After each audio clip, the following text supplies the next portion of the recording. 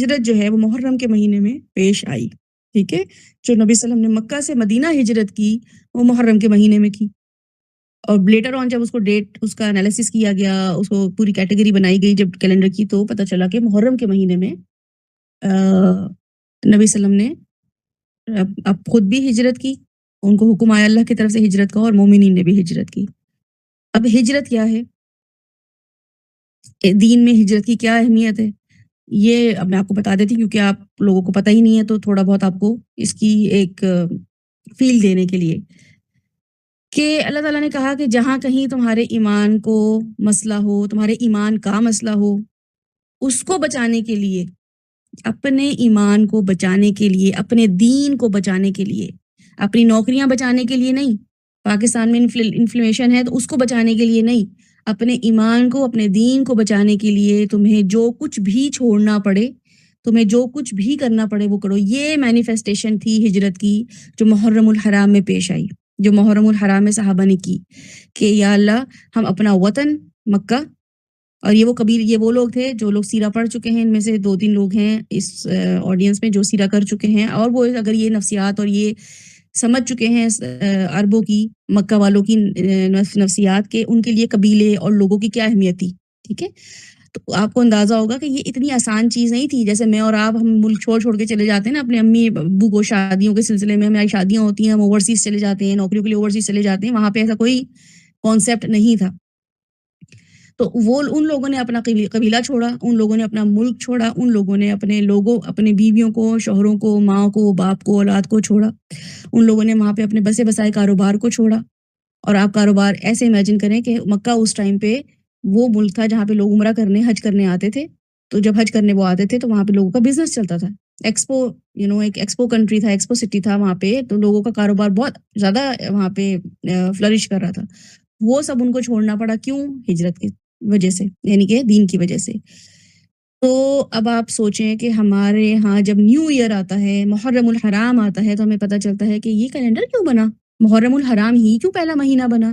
رمضان ہو سکتا تھا, ذی الحج ہو سکتا تھا, بھئی حج سب حاجی آ رہے ہیں پاک صاف ہو کے, ایسے جیسے کہ انہوں نے کبھی گناہ کیا ہی نہیں, جیسے بچہ آج پیدا ہوا ہو, تو یہ ہونا چاہیے تھا. لیکن اللہ تعالیٰ ہمیں یہ بتانا چاہ رہے ہیں, اور ہمیں خود بھی اس چیز کو فیل کرنا چاہیے, اور اس چیز کو آج ہم یہ والا میسج لے کے یہاں سے اٹھیں گے کہ ہجرت جو ہے وہ ہمیں بتاتی ہے کہ you can start and restart from anywhere, let bygones be bygones. یہ سلوگن اپنی زندگی میں, اپنے ایپس میں, اپنے وال پیپر میں, اپنے پیپر کہیں بھی لگا کے رکھیں کہ جو ہو چکا سو ہو چکا. اسلام ہمیں کہتا ہے کہ اپنے دین کی وجہ سے, پہلے تو ہم اپنے نفسوں کی وجہ سے, اپنی وجہ سے چیزوں کو فیل کرتے تھے نا کہ ہمارے ساتھ کیا معاملات ہو رہے ہیں, مجھے اس نے یہ کہہ دیا تو میری ایگو ہرٹ ہو گئی, میری سیلف رسپیکٹ ہرٹ ہو گئی, مجھے غصہ آ گیا, مجھے برا لگا, میں نے تو اتنے احسانات کیے ہیں, تو ہم اپنے آپ کو بہت سینٹر آف اٹینشن دے رہے ہوتے ہیں. لیکن محرم الحرام ہمیں یہ بتاتا ہے کہ اللہ کی خاطر بھی کچھ کمیونٹی کے لوگ تھے, کچھ لوگ تھے, ایک لیڈر تھا ایسا جنہوں نے اللہ کی خاطر اپنے آپ کو بالکل ولنریبل کر دیا تھا, چھوڑ دیا تھا سب کچھ. کمزوری کی حالت میں وہ کسی اور اسٹیٹ میں چلے گئے تھے, خوف کی حالت میں کسی اور اسٹیٹ میں چلے گئے تھے, کچھ نہیں پتا تھا مدینہ میں ان کے ساتھ کیا ہونے والا ہے, وہاں پہ کیا ہوگا. لیکن چونکہ اللہ کا حکم آ گیا تھا اور ان کو اللہ پہ یقین تھا, اللہ سے محبت تھی, آخرت کو لک فارورڈ کرتے تھے, تو انہوں نے ہجرت کی. ٹھیک ہے, اب یہ محرم الحرام میں ہجرت پیش آئی, اور آپ دیکھیں کہ آج ہم کیسی مسلم امہ ہیں, ایک اسٹرینتھ میں ہیں, اربوں میں ہیں, اور ہمارے پاس وہ اسٹرینتھ ہے جو ان چند لوگوں نے ہجرت کی تھی. تو میری اور آپ کی ہجرت کبھی بھی کہیں سے کرنا کچھ لوگوں کو یا میجورٹی کو فائدہ دے سکتی ہے.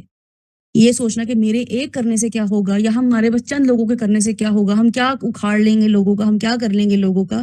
تو ہمیں پتہ چلتا ہے کہ نہیں, ایسی ایک واقعہ پیش آیا تھا محرم میں, تو اس کا مطلب ہے کہ میں کبھی بھی کہیں سے بھی ری اسٹارٹ کر سکتی ہوں. ہمارا نیو ایئر اس چیز سے ہو کہ میں اب ہجرت کروں گی. آج آپ بیٹھ کے یہ سوچیں کہ ایسی کون سی چیز ہے جو میرے دین کی راہ میں رکاوٹ بن رہی ہے. کیا میرا مزاج رکاوٹ بن رہا ہے, میری سستی رکاوٹ, غصہ رکاوٹ بن رہا ہے, میرے گھر والے رکاوٹ بن رہے ہیں. ایسی کیا چیز ہے جو دین میں, اور دین کا مطلب ہے کہ ایک ایسی چیز جو واقعی دینی ہو, آپ کی پک اینڈ چوز کی چیزیں نہ ہوں کہ بس نمازیں نہیں مجھ سے پڑھی جا رہی ہیں تو میں نمازوں کے لیے کچھ کروں. مطلب بڑے اسٹینڈس پہ, بڑے لیول پہ جا کے سوچیں کہ میں ایسا کیا کام کروں اور ایسی کون سی چیز ہے جو مجھے دین میں رکاوٹ میرے لیے بن رہی ہے، اس سے میں ہجرت کروں گی۔ میرا نیا سال ریزولوشن، نیو ایئر ریزولوشن میری یہ ہوگی کہ میں یہ چیز اپنی انشاءاللہ تعالیٰ یہاں سے ہجرت کروں گی۔ میں بھی ان صحابہ کے لیول پر آنے کی کوشش کروں گی جنہوں نے اللہ کی خاطر ہجرت کی۔ ان کی قربانیوں کا تو واقعی ہم کچھ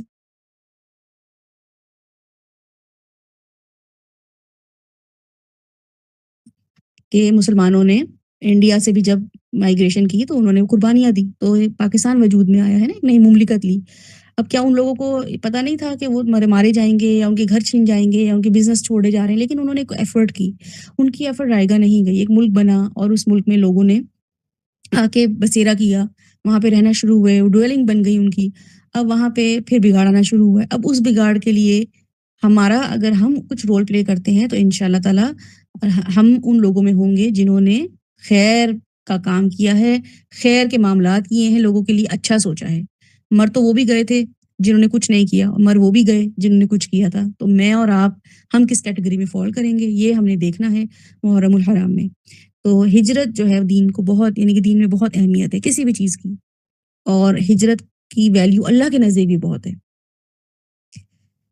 تو اللہ تعالیٰ نے ہمیں بتایا کہ جہاں کہیں تمہارے ایمان کا مسئلہ ہوگا، اس کو بچانے کے لیے جو کچھ بھی کرنا پڑے کر گزرنا، کچھ بھی کرنا پڑے۔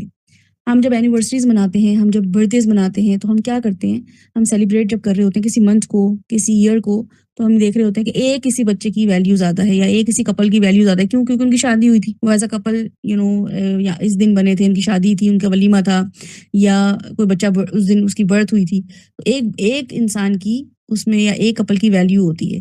لیکن نیو ایئر اگر ہم دیکھتے ہیں کہ کیسے کیلنڈر فارم میں آتے ہیں، اس میں کیا چیز ہوتی ہے، تو ہمارے اسلام میں یہ بہت ویلیو، کیونکہ اگر ہم کرسچن کیلنڈر بھی دیکھیں تو حضرت عیسیٰ کی ہی ویلیو ہے زیادہ نا۔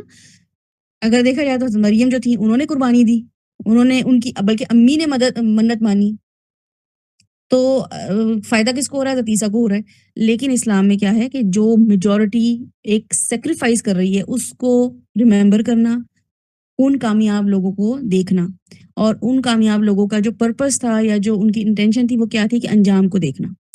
آپ زندگی میں کوئی بھی کام شروع کرتے ہیں، کوئی بھی کام، آپ کو اس کا انجام پتہ ہونا چاہیے۔